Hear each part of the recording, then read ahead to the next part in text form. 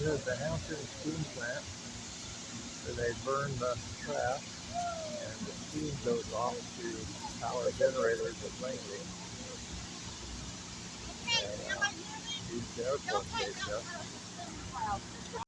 As well as all those specialty burns.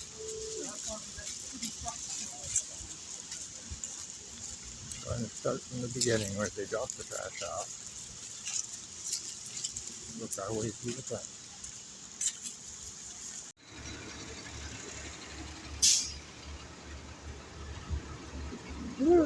Smell the trash already.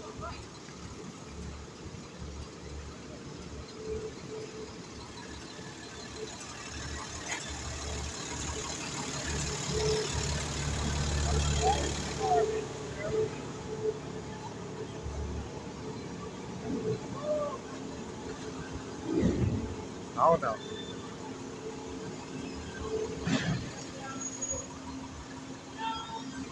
Nothing.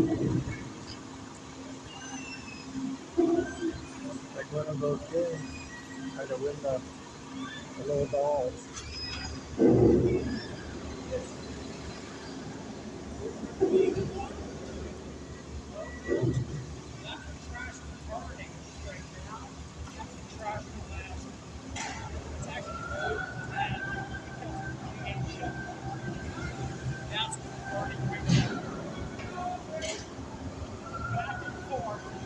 I think we're going to be able to hear them talking most of the time, but let's see what's going on.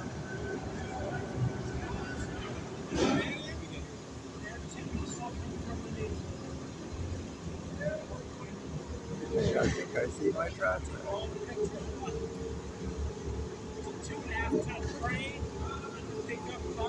Not in these plastic bags and everything else. We don't recycle. It's all been here to burn.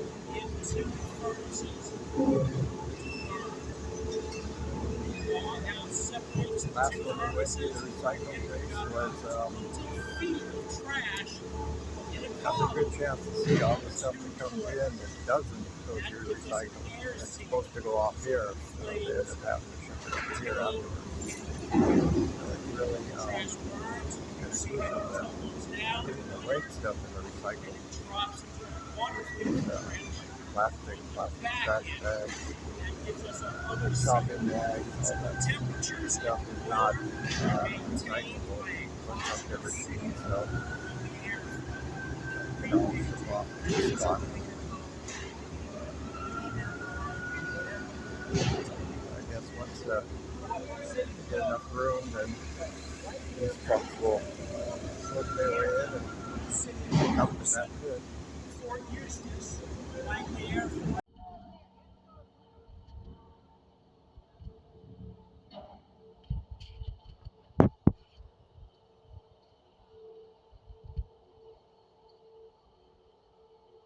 See the scale of the mountain here. So what he was saying is this is like this week's trash. They're moving it off to the side. And last week's trash is over here, which looks different because it's got compacted underneath the weight. So as the new trucks dump here, they'll drop it in this section. And then the claw comes down, grabs it, stacks it on that side. Then when they're done burning this section here, then I guess they move this back over there or something. I don't know. Hard to really follow everything that's being said. Oh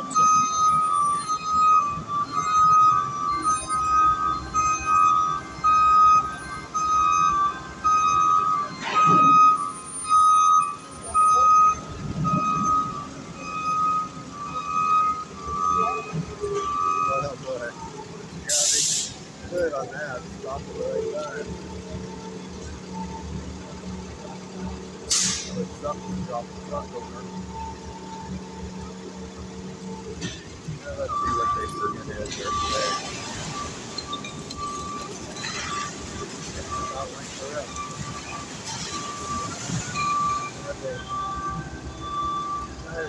Said that the guy up here in the gondola is running that forever.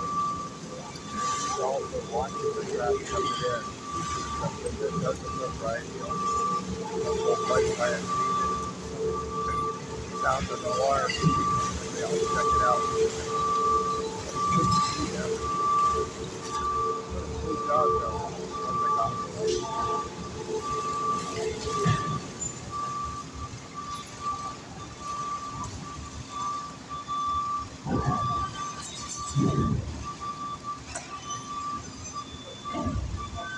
Yeah, find out how many trucks a day come in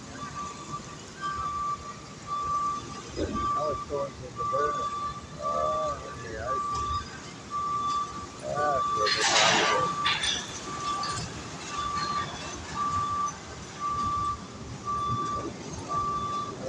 So behind that concrete wall is the burner.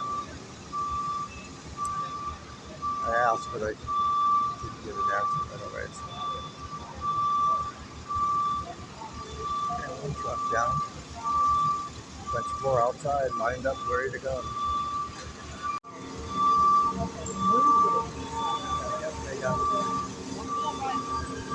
The city brings in about 40 loads a day, plus whatever the input is.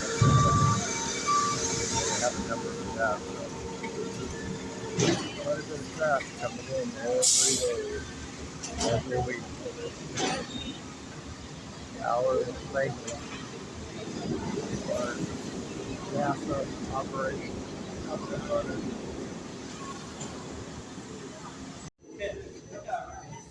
Just past that little van had a bunch of burn bags from the Navy in it. I guess they bring their stuff directly in. Quite like this burn bag. Got special access to get in here.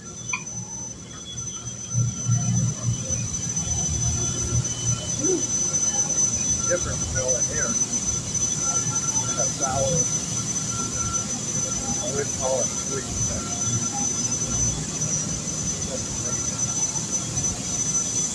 That's the smell.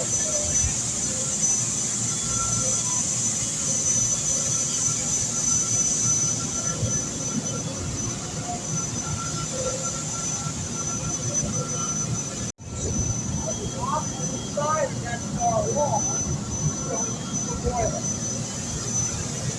Household emergency boiler has got 3 levels. That helps us break up the trash and the fire and burn all the way down to the reaches drop off, drop in the basement. The water filters it. Higher thinking. That gives us a positive air out on the kitchen. And one air and the back. We got a middle right over here. I hope you guys are getting this as I can.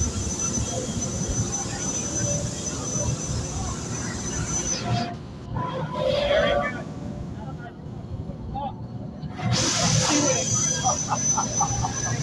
So those flames will go about 20 feet in the air, and the top of the boiler is about 55 feet in the air. The boiler has water-filled tubes on 5 sides, everything but the bottom.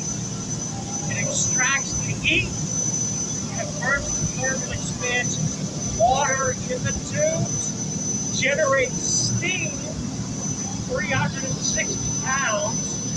We send it across the fence line in that large pipe to NASA to distribute around the entire campus.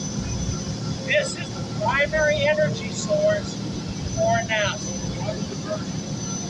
It's burning the trash. The trash that we just saw, that's the fuel.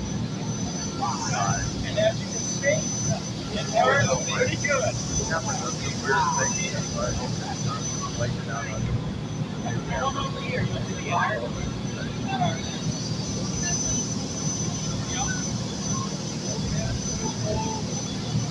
Yes, he brings up a good point.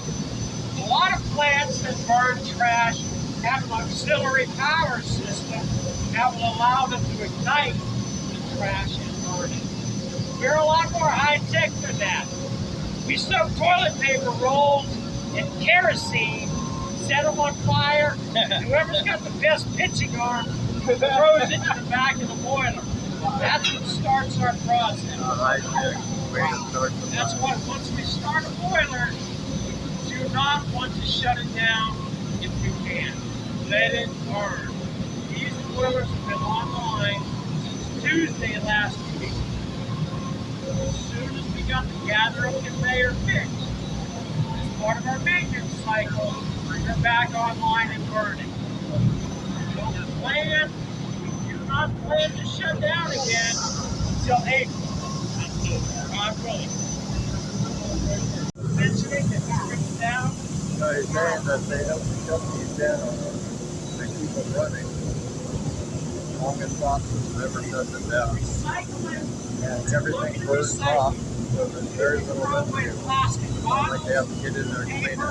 It'll go in the boiler and it burns fantastic. Glass has no recycling value whatsoever. It just melts, gets sticky, grabs all the trash around it, and forms what's called a flicker. That's a problem. We have to use a pipe, rod it out, break it free, and drop it in the basement. But our other issue is aluminum. Aluminum has no heating value. Aluminum melts, liquefies, drips between the sliding feet of the boiler.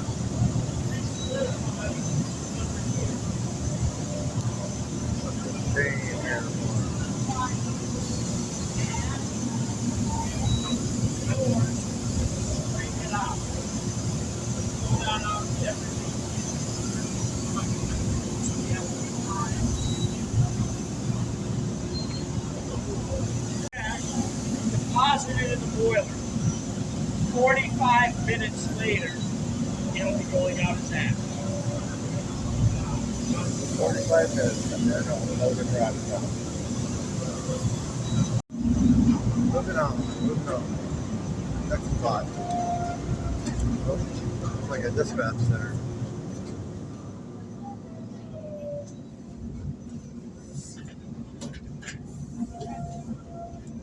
Please come on in.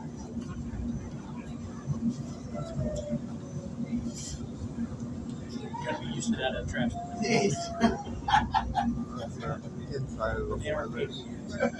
Burning. It's a lot quieter in here, you're right. Stats around the And cleaner, except for when I go to the room, just found out with the flies.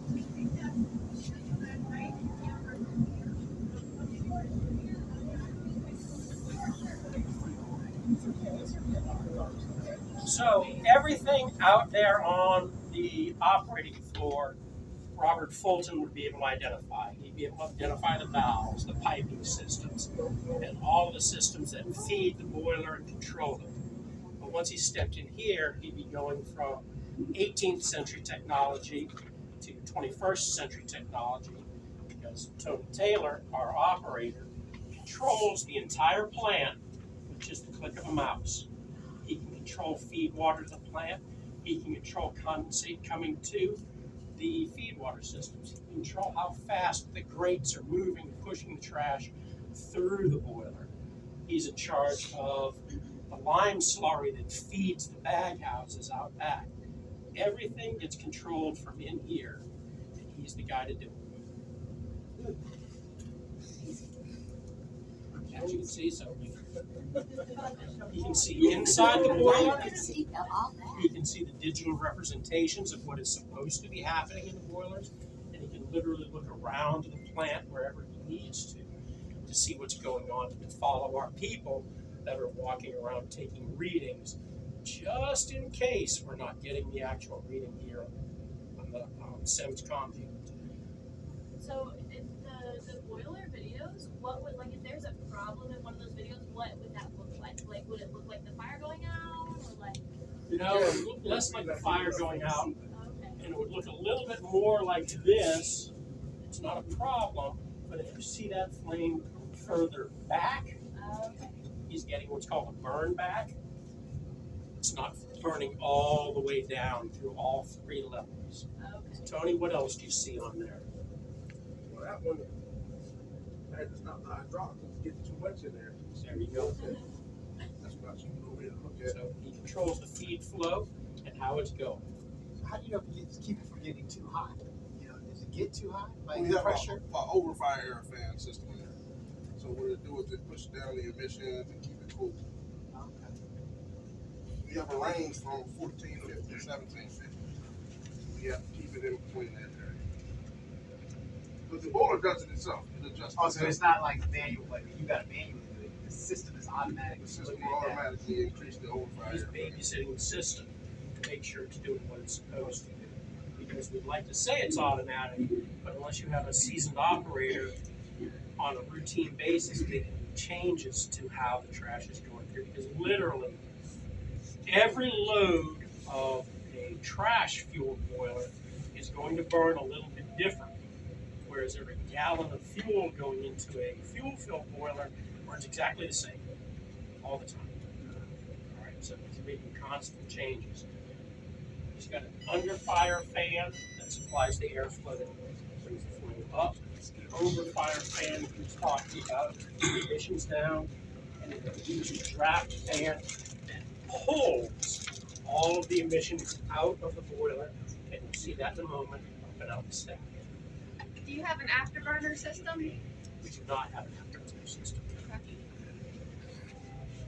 So this operates 24/7, 365, That's the hope. Yes, it is. Yeah. All the and time. regardless of a hurricane or a snowstorm, these guys We got to haven't get had here. Oh, yeah. So how long are you here? Shut down for a hurricane. How You long get is a your big time snowstorm, but that it you doesn't sit there? affect us. Normally it's They just have to two get here. That's how operators it is. and do 66.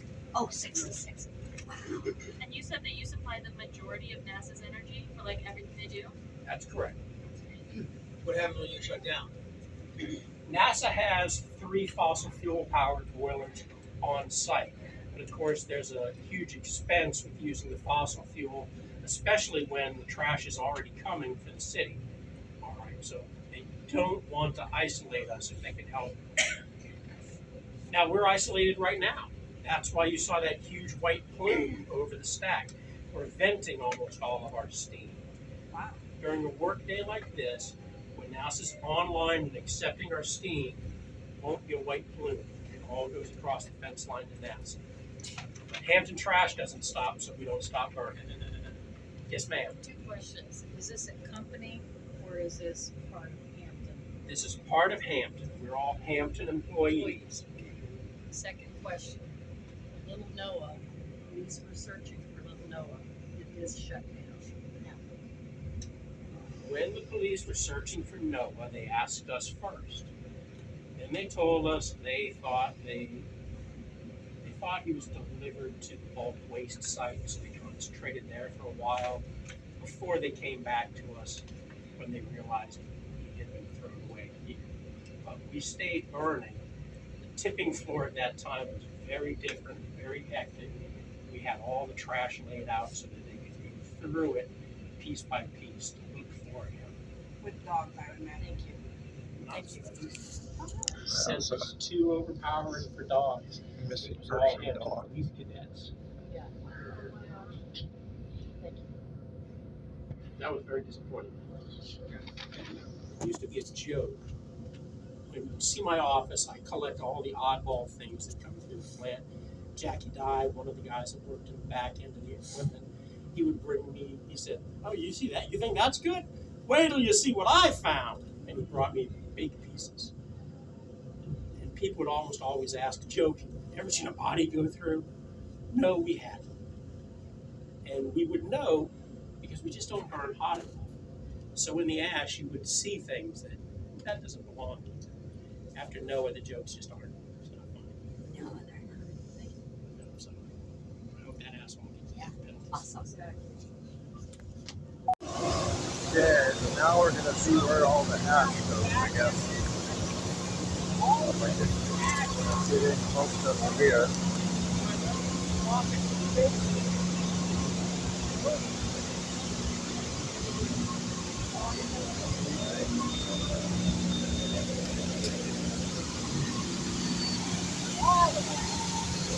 So when NASA isn't taking all of their steam, then they have to just blow it off into the air.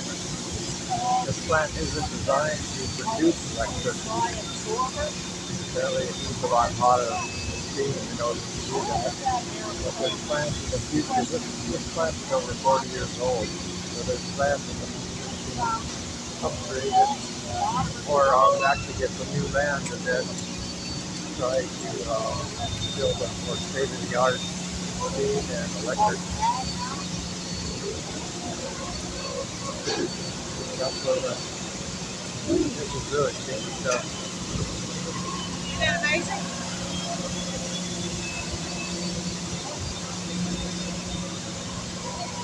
All that crap is to happen. Not a whole lot. I'm just waiting for this landfill. Like that happen.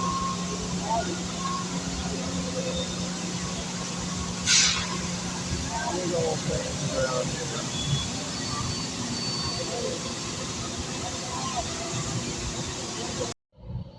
I guess all the ashes dropped off over there. Whatever water is in here runs off down in the end. And then that direction.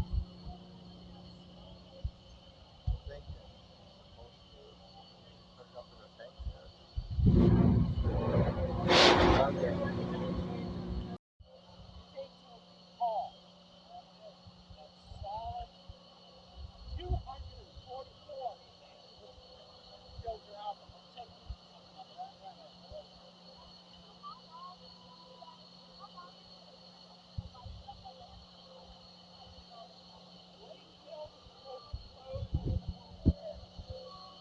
I guess these pieces here, yeah, go up into the tower or somewhere in here as they filter out more particulates. Kind of hard to really hear what's going on, so I'm guessing a lot of bromide going on though. You know, now we just bring it to public scrap. They'll sort it for us. We'll get less than the premium price, but at least I'm not paying to take it to the landfill. The JLG is charged underneath the overspin for ferrous metal. The automatic rotates over the trash, picks up anything that's iron oriented, and drops it to the bin. That's where we get the recycling from. Even though this is probably iron, we don't know. It gets public scrap, they'll run a magnet over it, they'll separate it. We basically pay for that, but at least I'm not paying to take it to the land. So what are the biggest things that help you guys? I know aluminum is really, really helpful to recycle. What's the other stuff that is like the best stuff to recycle? Glass. Glass? Okay, yeah. Glass. Glass is a real problem. Okay. If you can recycle plastic, that's fine. Yeah. We haven't set up in Hampton or anywhere really a method of recycling plastic that really works. Okay. 1s, 2s, 3s, and 4s. Yeah. So it comes here, it burns fantastic. Okay. But that's the whole reason why we have the emissions on the back end. We have to treat for what the plastic gives off. Yeah, okay. So if we didn't have the plastic, we might have a less fierce burn, but I wouldn't have to worry about the emissions. Okay. So they have a magnet apparently. There are 142 people burn material comes off. right now. We're hiring. Pick up all the metal stuff they can't go to the landfill, so they drop it down. We used to have to pay for the landfill. Take that to the landfill, but now we have to really recyclers to come in or metal collectors to come in and take it. We got admin staff, myself, plant engineer, our secretary, our materials person who orders our parts, the weighmaster. They're regular hourly employees that just work 9 to 5. Then you've got the maintenance workers, that accounts for 10 people. they basically work 9 to 5, but unless we're in shutdown, then they're 12-hour employees. And then you have the operating team. Generally, that's 1 to 5 people per team to keep this boiler running constantly.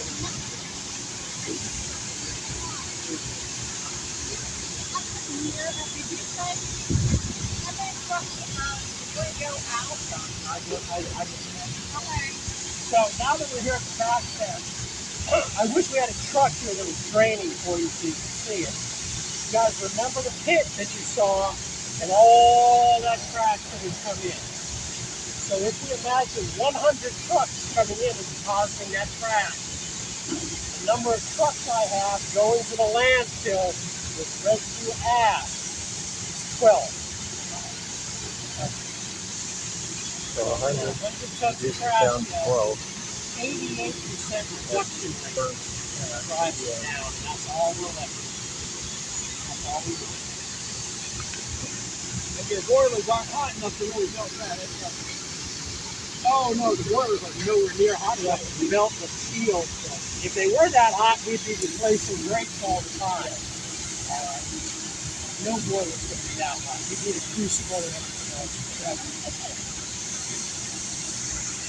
or I guess we can make a boiler out of tungsten.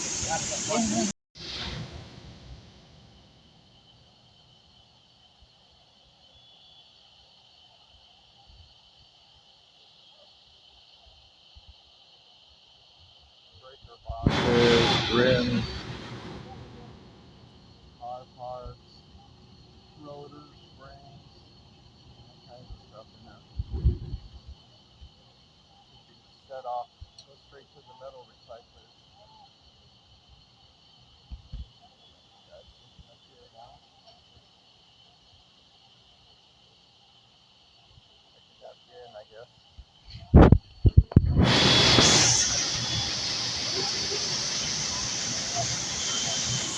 You said earlier that even though they have the SCADA system monitoring all of the different points within the plant, they also have another crew that walks around physically taking measurements to back up what the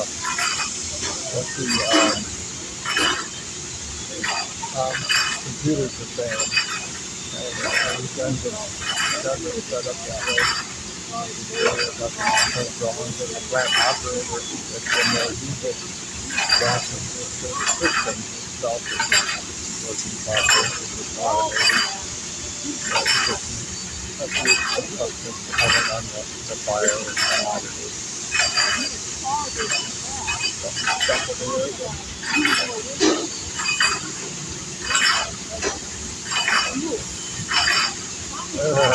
Heavy. Heavy than that. Burn off, but it's metal bedding.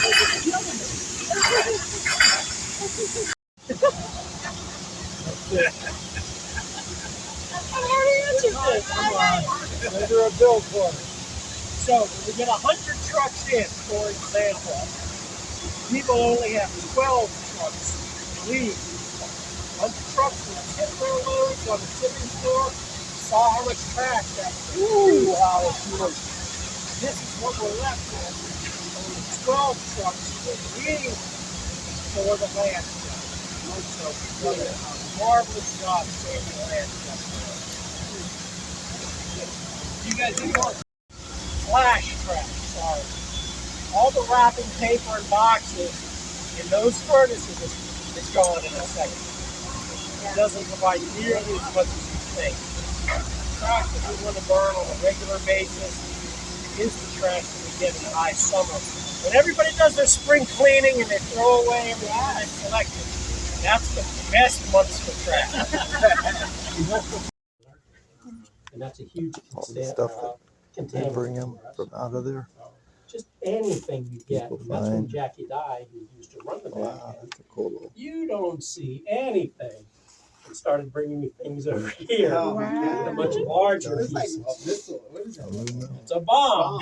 Oh my God. They brought the tail fin to me first, and I take that with me when I give speeches and talk about the steam plants. Look, if you've got the other half, you go ahead and keep it. Then Jackie walked in with the actual bomb. I was like, oh my Lord. Is this melted? What is this metal that's melted over there? That is the metal. You see the silver metal? Awesome. But it all comes here. It is possible something can explode. As a matter of fact, this exploded. What is that? It's an oxygen cylinder. Oh. This exploded in the boiler and shot up 55 feet and pierced that tube. Oh my gosh. So apart from these are my great finds, I also have a lessons learned. Things I watch out. When you lose a tube, you can lose it. That's a fairly good leak. But it's not like this. This tube opened up, drained the boiler in a few minutes. Very cool. You said this was battery?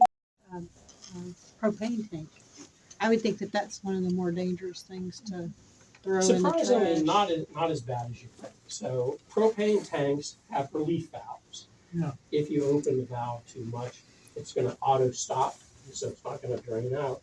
Don't you see that small button outside the collar? That's a relief valve. You throw the propane tank away, it gets hot, pressure inside the tank increases, the relief valve opens and it vents off propane, which will ignite. So you've got a flamethrower in your boiler, but rarely your propane tank's going to explode like that. In this particular case, that's an oxygen tank. Wow. Now, we're told that we have to have different kinds. In that plastic, number ones need to go with ones, twos with twos. Fours and twos, I think, can go together, BFPE. They have a lot of rules on how plastics are segregated. Yeah. When it goes to a recycling facility, they use air currents to push different types of plastic off onto the same conveyor belt. But that's a huge expense. When it comes here, it's just going to make steam. Oh, okay.